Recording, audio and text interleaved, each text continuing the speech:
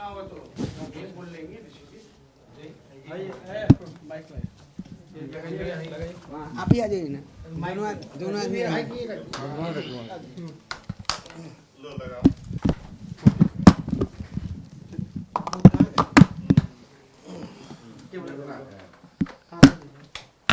जयसू जी एक सेकंड रुकिए ना।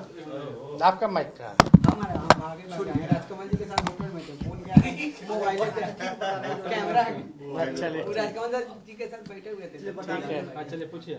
हाँ जयसू जी, ऋषि मिश्रा जी ने आज ज्वाइन किया है, कांग्रेस छोड़कर आए। देखिए, ऋषि मिश्रा जी पहले भी सदन के सदस्य रह चुके हैं और ये कोई परिचय की बताने की ज़रूरत नहीं है। नौजवान हैं और हम सब लोगों को लगता है कि आज जो इन्होंने सदस्यता पार्टी का लिया है तो इससे मिथिलांचल के सारे इलाकों में हमारी पार्टी को, मिथिलांचल ही नहीं बल्कि पूरे बिहार में हमारी पार्टी को मजबूती मिलेगी। और खुशी की बात है कि हम लोग लगातार जो है A to Z की बात करते रहे हैं और सब लोगों को, जो लोग बिहार का विकास चाहते हैं, तरक्की चाहते हैं और जो लोग जनता के लिए आवाज़ उठाना चाहते हैं, ऐसे ऐसे लोग जो नौजवान हैं, पढ़े लिखे हैं, जो सेवा करना चाहते हैं, हमारे पार्टी में, हमारे दल में वो ज्वाइन कर रहे हैं, तो जाहिर से तौर पे पार्टी को मजबूती मिलेगी ही मिलेगी। और जितने कार्यकर्ता हैं हमारे, ये दल के नेता हैं, हर एक इलाके के, एक लोगों को एक आस होती है, उम्मीद होती है कि पार्टी जब विस्तार कर रहा हो तो आप लोग सब लोग जान रहे हैं कि सदस्यता अभियान हमारी पार्टी का चल रहा है और उस दौर में ऋषि मिश्रा जी हमारे दल का सदस्यता लिए हैं। हमें तो बड़ा खुशी है और इनके सब लोग जानते हैं, तो ये अब सेवा बिहार के लोगों का करेंगे और हमको बड़ी खुशी है कि हमारे बड़े भाई हैं, पार्टी इन्होंने ज्वाइन की, चाहे कहीं से भी आए हों, लेकिन दल को जो है मजबूती मिलेगी। आपने कहा था कि युवाओं को आगे बढ़ाना है, कुछ दिन पहले आपने पार्टी कार्यालय में जब युवाओं का कार्यक्रम था तो बोले युवाओं को आगे बढ़ाना है, लेकिन अब युवा जो है आपके साथ लगातार जुड़ रहे हैं। नहीं, जाहिर सी बात है, सब लोग जुड़ रहे हैं। युवाओं की बात की जाए, महिलाओं की बात की जाए, जो राष्ट्रीय जनता दल को जो वोट बैंक मिला बिहार विधानसभा में, अब आप देखिएगा लगभग हम लोग 44.5% आए, तो ये आंकड़ा जो है बढ़ता ही जा रहा है। और हम सब लोग, अभी तो विधानसभा चल रहा है, सब लोग वाकिफ हैं कि बिहार की दिक्कतें क्या हैं, परेशानियां क्या हैं। बेरोजगारी को लेकर के हम लोगों की लड़ाई है, पढ़ाई, दवाई, सिंचाई, कमाई, आप सब लोग जानते हैं जो मुद्दे की बात है वो होनी चाहिए। बिहार सरकार में लगातार भ्रष्टाचार, अपराध जो है बढ़ता चला जा रहा है, कहीं कोई विकास का काम नहीं हो रहा। नौजवान हो या बिहार की आम आवाम हो, छला हुआ महसूस करती है मौजूदा शोर दरवाजे से जो आई हुई सरकार है उसके कारण। तो हम लोग सब लोग मिलकर के बेरोजगारी के खिलाफ, हम ऋषि जी सब लोग, हम लोग लगेंगे, उतरेंगे मैदान में। अच्छा, आखिर क्यों युवाओं को आकर तेजस्वी यादव से कहना पड़ता है? हमने कई वीडियोस भी दिखाए हैं, चलाए हैं कि अब हम आत्मदाह कर लेंगे। आप देखिए, नौकरी होते हुए, पद होते हुए नौकरी नहीं दिया जा रहा, क्यों नहीं दिया जा रहा? हम तो यही पूछ रहे हैं ना सरकार से। सदन में भी सही से उत्तर नहीं दे पाते ये लोग, भाग जाते, जवाब नहीं दे पाते। अब आप सोचिए, कल्पना कीजिए, जो बच्चा डिग्री लेकर के भी जो हकदार है, जो मेरिट लिस्ट पे है, मेरिट की बात करनी चाहिए, तो जो मेरिट पे भी है उनको भी नौकरी नहीं मिल पा रहा, घोषणा होने के बाद भी, लिस्टेड होने के बाद भी।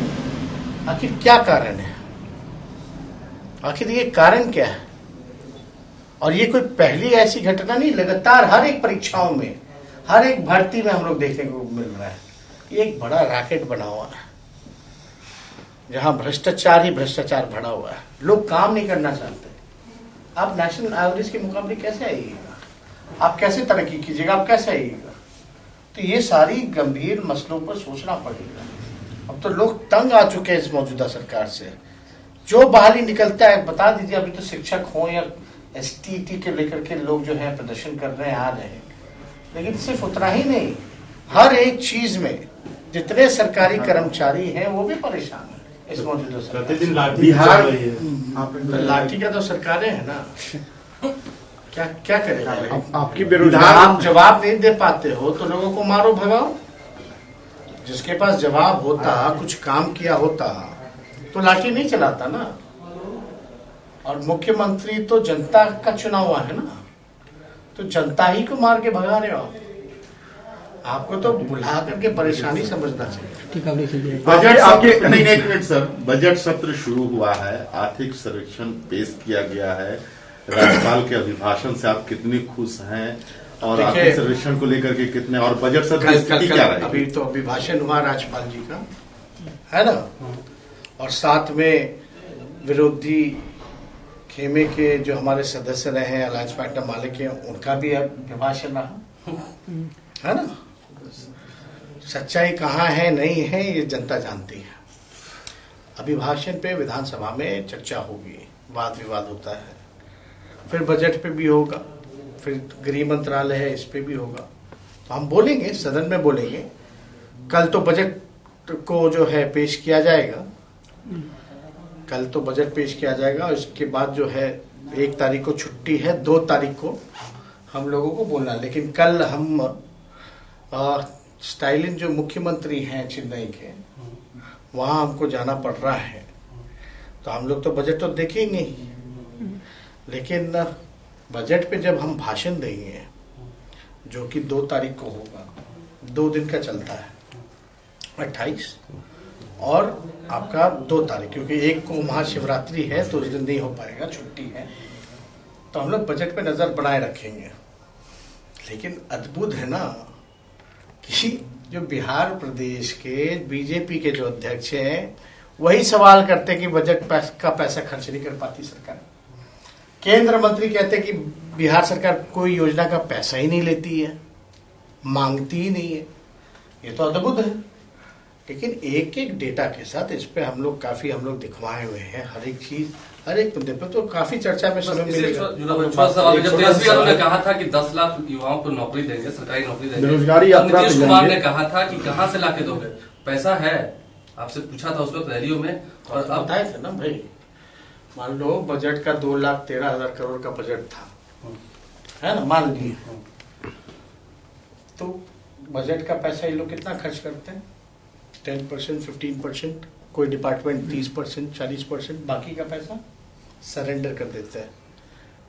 खर्च कीजिएगा तब ना। जी एक सवाल है कि जिस ये बात तो हम चुनाव के दौरान ही कहे थे, जो आज जो भाजपा के लोग कह रहे हैं, ये तो हमने चुनाव के दौरान ही कहा था। पिछली बार जिस तरीके से बजट सत्र में बोल रहे तेजस्वी जी, बेरोजगारी यात्रा में आपकी सबसे बड़ी ताकत युवा होंगे, आपके साथ लगातार संपर्क में भी है वो।